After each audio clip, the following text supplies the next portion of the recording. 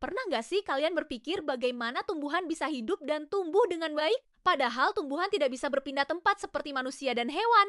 Namun, tumbuhan tetap bisa mendapatkan makanan, bernapas, menyerap air, bahkan berkembang biak. Semua aktivitas penting tersebut terjadi karena adanya proses fisiologi tumbuhan.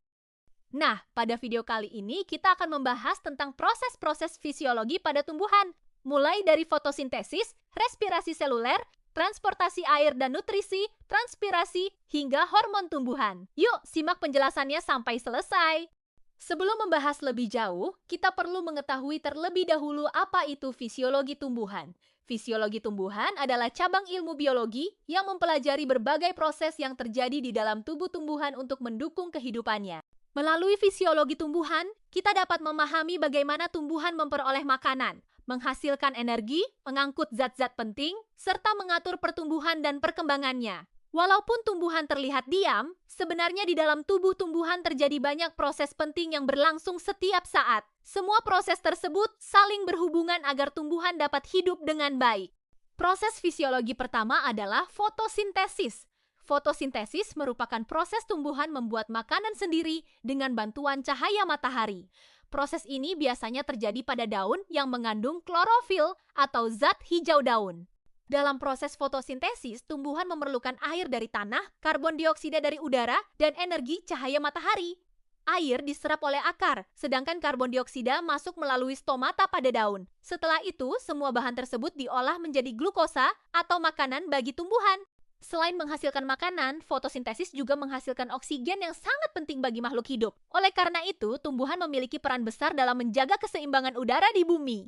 Fotosintesis terdiri dari dua tahap, yaitu reaksi terang dan reaksi gelap. Reaksi terang membutuhkan cahaya matahari untuk menghasilkan energi, sedangkan reaksi gelap menggunakan energi tersebut untuk membentuk glukosa. Selain fotosintesis, tumbuhan juga melakukan respirasi seluler. Respirasi adalah proses penguraian glukosa untuk menghasilkan energi dalam bentuk ATP. Energi ini digunakan tumbuhan untuk tumbuh, memperbaiki sel, dan menjalankan aktivitas kehidupannya. Berbeda dengan fotosintesis yang membutuhkan cahaya matahari, respirasi dapat berlangsung siang maupun malam.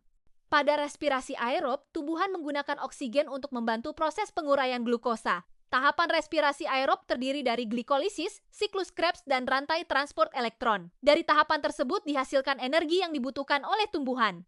Jadi walaupun tumbuhan dapat membuat makanan sendiri, tumbuhan tetap membutuhkan respirasi agar makanan tersebut dapat diubah menjadi energi. Proses berikutnya adalah transportasi air dan nutrisi. Tumbuhan memiliki jaringan khusus untuk mengangkut zat-zat penting ke seluruh bagian tubuhnya. Jaringan tersebut yaitu xilem dan phloem. Xilem berfungsi mengangkut air dan mineral dari akar menuju daun. Air yang diserap akar akan naik melalui batang hingga sampai ke daun untuk digunakan dalam proses fotosintesis. Sedangkan phloem berfungsi mengangkut hasil fotosintesis berupa makanan dari daun ke seluruh bagian tumbuhan, seperti batang, akar, bunga, dan buah. Dengan adanya proses transportasi ini, semua bagian tumbuhan dapat memperoleh zat yang dibutuhkan untuk tetap hidup dan berkembang. Selanjutnya adalah transpirasi. Transpirasi merupakan proses penguapan air dari permukaan daun melalui stomata. Walaupun terlihat sederhana, proses ini sangat penting bagi tumbuhan. Transpirasi membantu penyerapan air dari akar menuju daun. Selain itu, transpirasi juga membantu menjaga suhu tumbuhan agar tidak terlalu panas, terutama saat terkena cahaya matahari.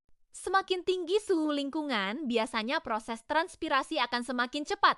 Namun, jika penguapan terlalu berlebihan, tumbuhan bisa mengalami kekurangan air dan menjadi layu. Oleh karena itu, tumbuhan memiliki kemampuan untuk membuka dan menutup stomata sesuai kondisi lingkungan. Selain proses-proses sebelumnya, tumbuhan juga memiliki hormon yang disebut fitohormon. Hormon tumbuhan berfungsi mengatur pertumbuhan dan perkembangan tumbuhan. Ada beberapa jenis hormon tumbuhan. Auksin berfungsi membantu pemanjangan sel dan pertumbuhan batang. Sitokinin membantu proses pembelahan sel. Giberelin berfungsi mempercepat perkecambahan dan pembungaan.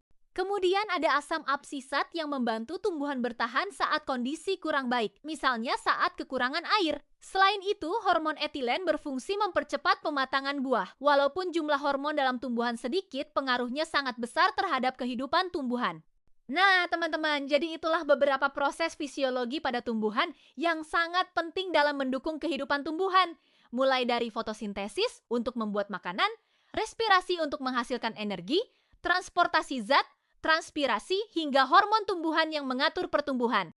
Semua proses tersebut saling bekerja sama agar tumbuhan dapat hidup, tumbuh, dan berkembang dengan baik. Dari penjelasan ini kita juga dapat memahami bahwa tumbuhan bukan hanya makhluk hidup yang diam, tetapi memiliki banyak aktivitas penting di dalam tubuhnya. Sekian penjelasan mengenai proses fisiologi tumbuhan. Terima kasih sudah menyimak, dan sampai jumpa pada pembahasan berikutnya.